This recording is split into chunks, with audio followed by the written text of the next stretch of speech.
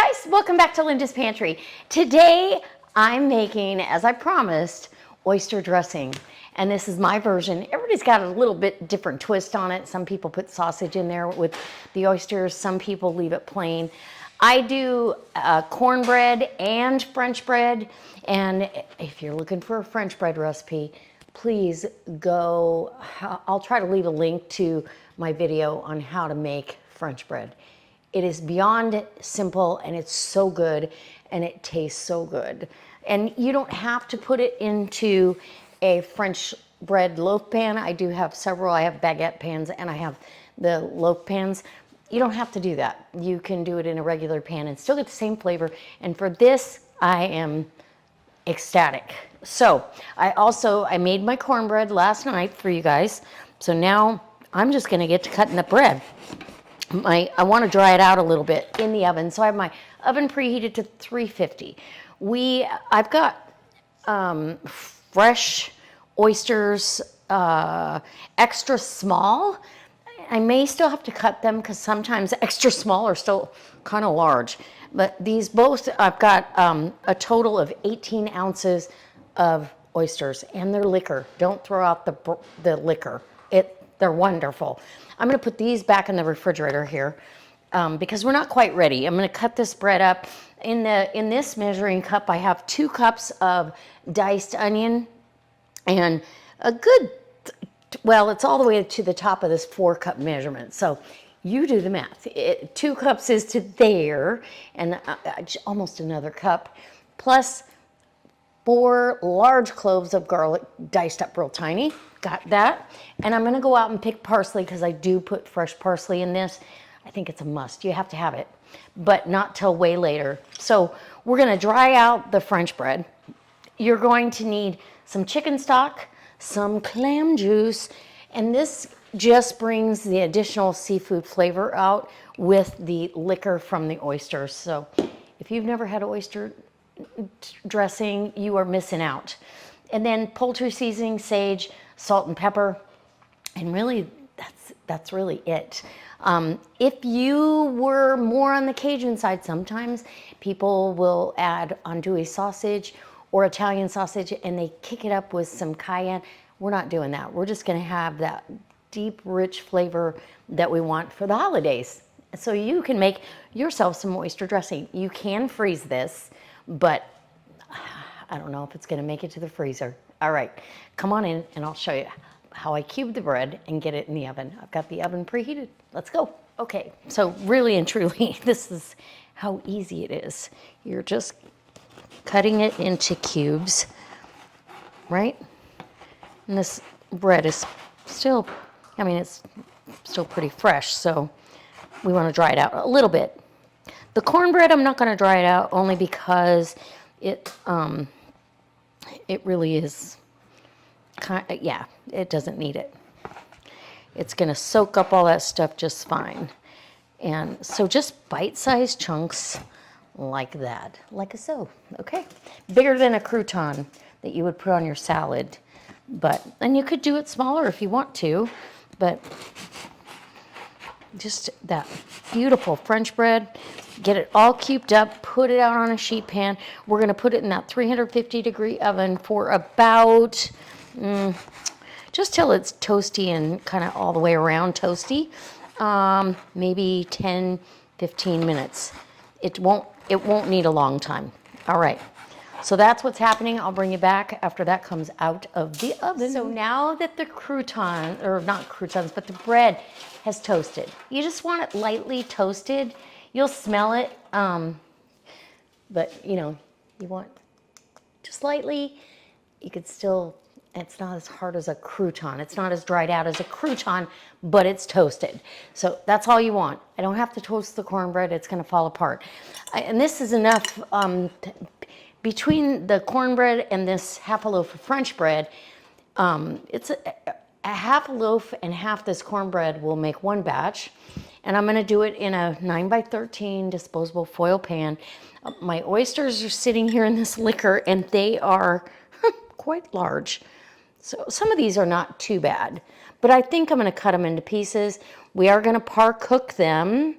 I am gonna cut them, but We're gonna par cook them. That way you get a piece in every bite. You're gonna get a piece of that oyster. We're gonna just cook them in their liquor till the edges start to curl. That's it. That way you're not dealing with raw oysters into your dressing, even though I've done it both ways. I've done it with raw completely, and I've done it without it. So in my pan, I've got a stick of butter. You have to have a lot of butter in this. I'm sorry. Not sorry. I'm going to saute these vegetables until they're nice and soft and translucent. So come on over. Okay, so now it's time to put in our vegetables, and I put everything in at once. That garlic is not going to burn because of all of this other stuff. So a stick of butter, your veg, and you know, if you get literally, I don't feel like you can have too much celery or onion in this recipe. So if your onion measures out more than 2 cups, please put it in there. Use it because it is so crucial to this, I feel, to this recipe. So I am going to use my hand and just give it a nice little bit of kosher salt, and we're layering everything.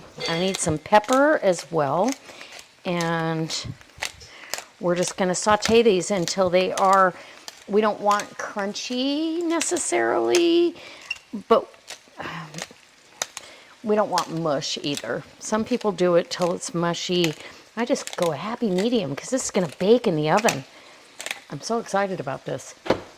So while this is sauteing, I'm going to go ahead and cut up those oysters and get them going.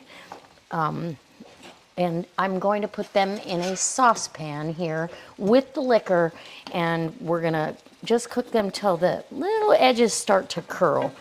And then I'll bring you over and we'll put this whole thing together and get it in the oven, because we are gonna have a fantastic dinner, because probably won't have a kitchen during Thanksgiving, so I'm trying to do all my Thanksgiving type flavors between now and well, actually, because the kitchen's getting torn out Sunday. This is Friday, so, well, I'm going to be moved out of the kitchen. Let's put it that way. It gets torn out on Monday or Tuesday. So, but we'll be cooking in the basement, and I'm going to give you an update and tell you why, and show you why. All right, let's do this. Do you want to see that update? Okay, let me know in the comment section. Okay, so this is sauteing nicely. I'm going to actually turn it down. I cut up all of the, oh, I see one that didn't get cut. So I cut these up with kitchen scissors, but we're going to cut this here. Let me get this cut real quick into pieces. You want all the liquor, and yeah, and then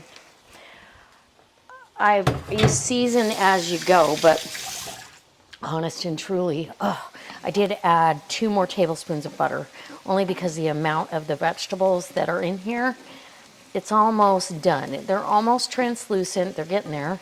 It smells so good in here.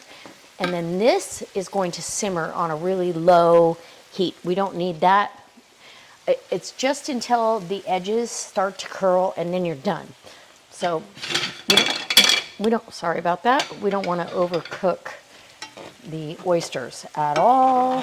And they'll continue to release liquor as they get stirred around and cooked and all of that. And all of that is flavor in this dressing. It's divine.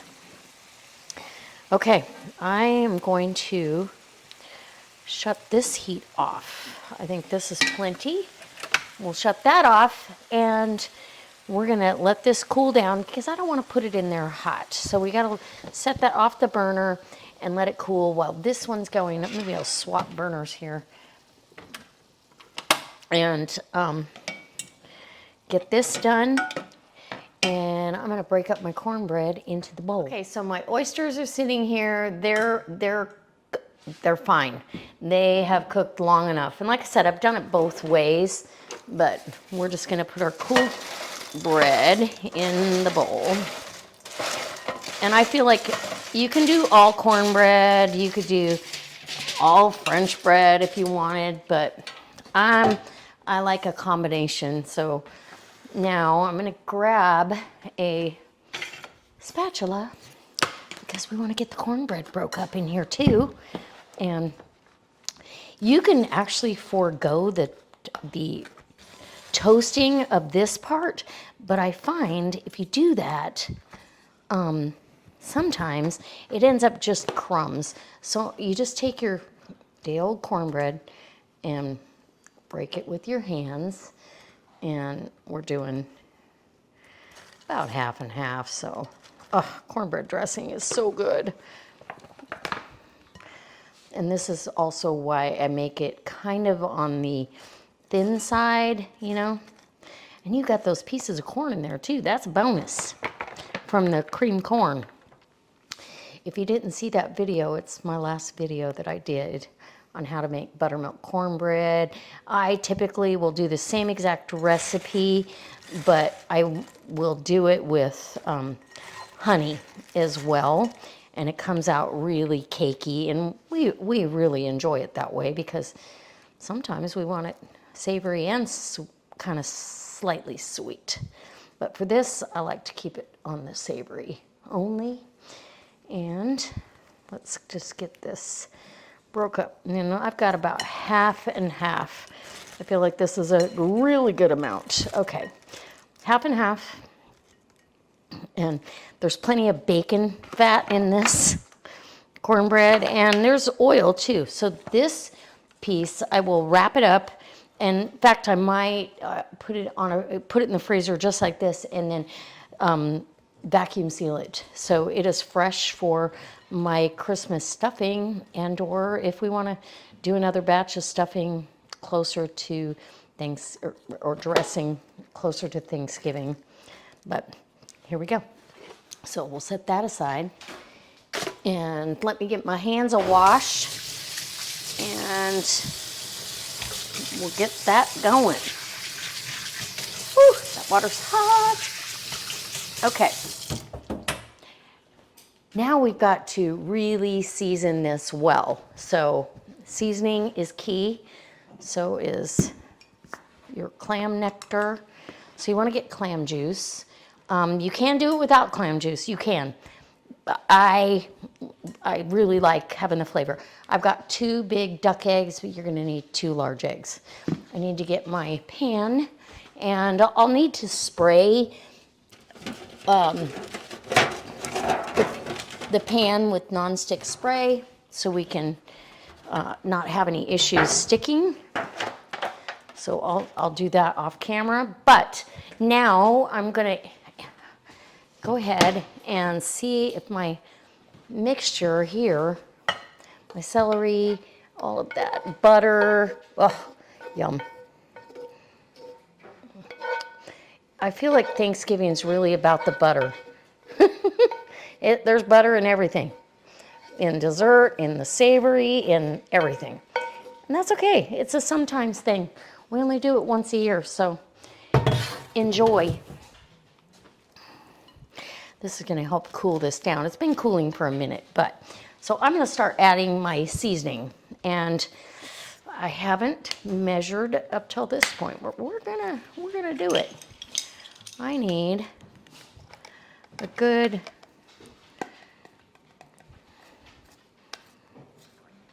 tablespoon, if I can get it out, of rubbed sage. I'm gonna add another one of rubbed sage. And then we need a tablespoon or more here. Let me get a heaping tablespoon of the poultry seasoning, and we need salt and pepper, and plenty of it. I know I seasoned the veg, but we're gonna season this. So I've got some fine pepper here. We're gonna go with that. Probably total a teaspoon between the veg and that. And let's get, this is a fine sea salt, so be careful. The oysters have some salty braininess to them, and so does the chicken stock, and I've already salted, so. Okay, so we don't want to put our eggs in until we know that's cool enough. And we're gonna kind of get this started mixing. I don't have a bigger bowl. I really kind of need one, huh? Oh my gosh. But I do know that, oh yeah, that's cool enough. Okay. We're gonna get our eggs, and I'm gonna show you a trick, how I like to do the eggs especially for this application. Okay, so I'm gonna break my eggs. And you could use 2 large eggs, you can use 2 duck eggs, which is what I love to bake anything with. If I'm gonna be baking or cooking like this, I'm gonna use them instead of my good chicken eggs. These duck eggs are just absolutely wonderful. They carry so much moisture, and we're gonna, no shells, yay. So this is my measuring cup that I had the veg in, and we're gonna go ahead and whisk this with a whisk, and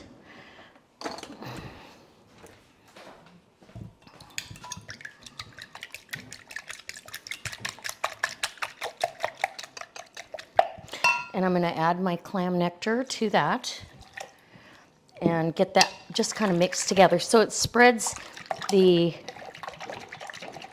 eggs evenly throughout. That's gonna give it some body, and you're gonna know.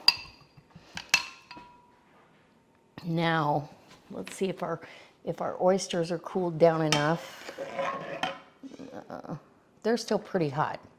So we're gonna combine this and get this started. Soaking it up, soaking it up.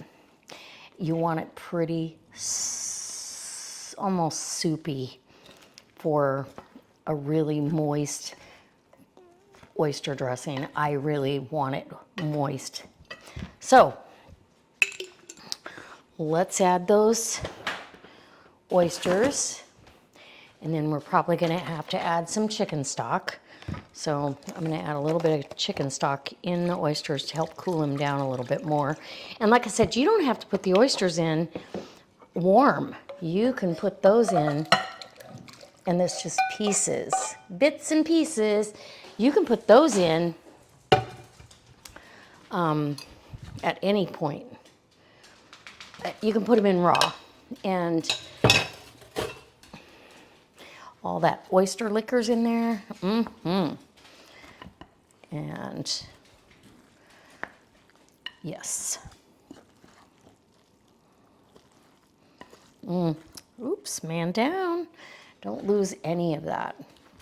You're gonna wanna let this set for a second because it's gotta really absorb those breadcrumbs. I still feel some crunchiness. I don't want that.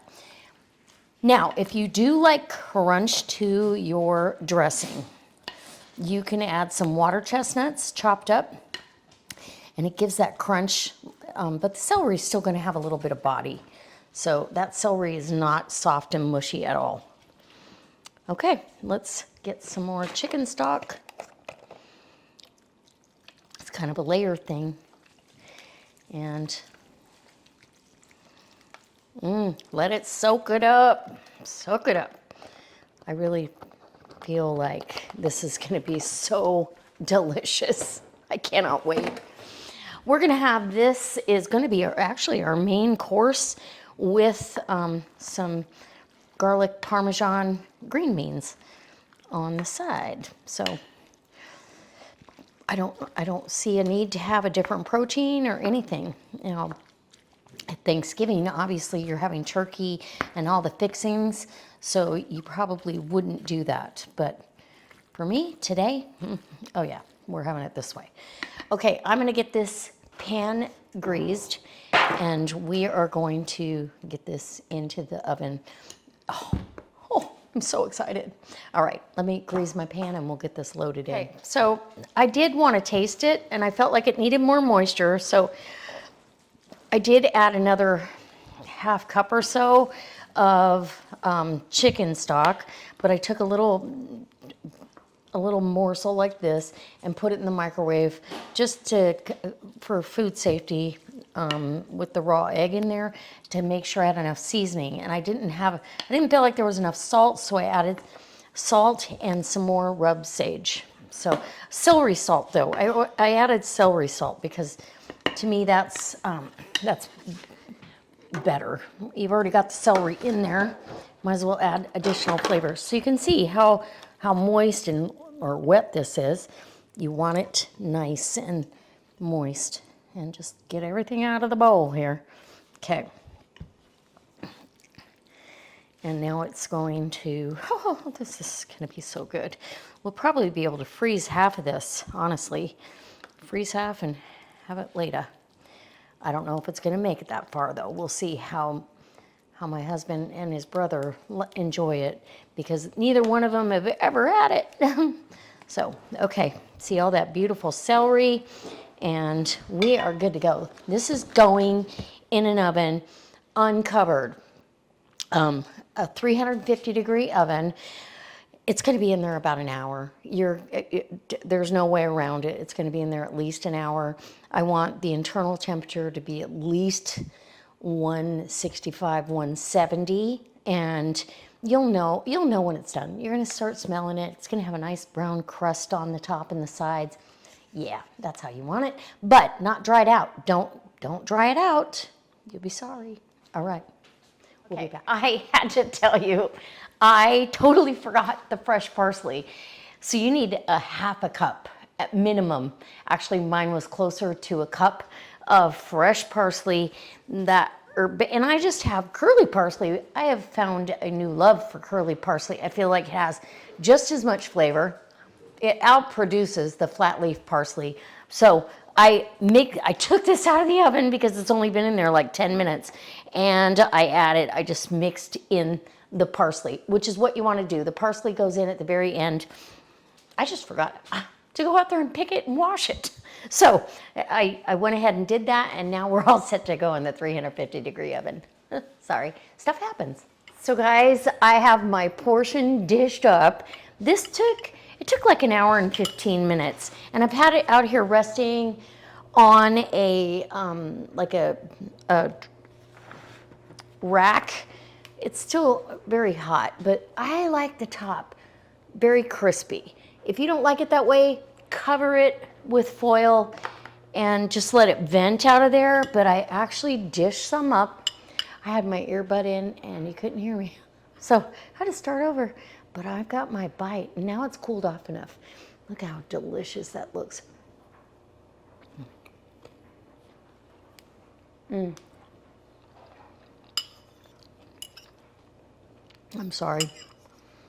I'm gonna have my moment here. You can the mouthfeel of the cornbread, and then the French bread, all the herbs and spices. Oh my goodness, this is so good. Oh wait, there's an oyster. Okay, there's a piece of an oyster right there. It is so good, and it's not fishy. If you think it's going to be fishy, if you're worried about that,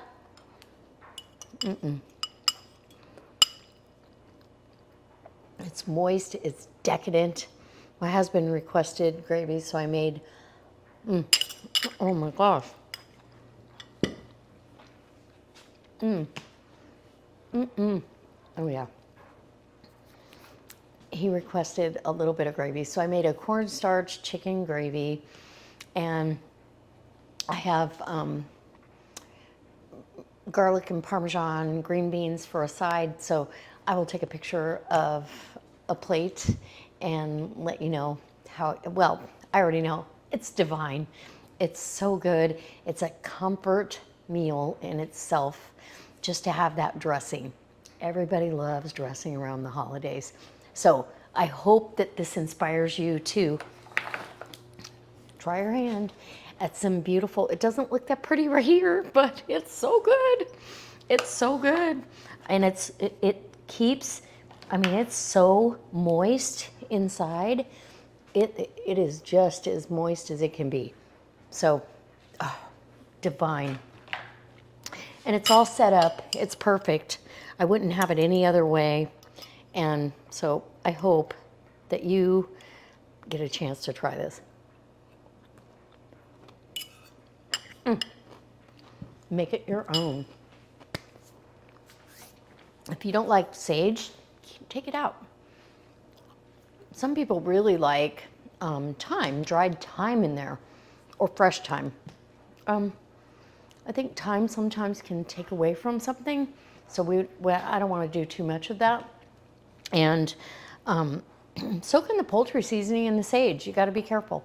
But all these fall spices and just comfort food. So again, I hope you enjoy this. I hope that you consider this as one of your side dishes for the holidays, and I hope it helps you out with trying to menu plan and understand what you want to do. You can cut this recipe in half, in fourths, anyhow you want to do it. This is plenty for us to have for a couple of nights, and I am going to freeze a small portion of it. I'm also going to share with my brother-in-law. So he's going to try it for the first time too. Okay, we'll see you next time. Bye. I do hope if you like this sort of thing, you'll come back next time for another delicious recipe. This was outstanding.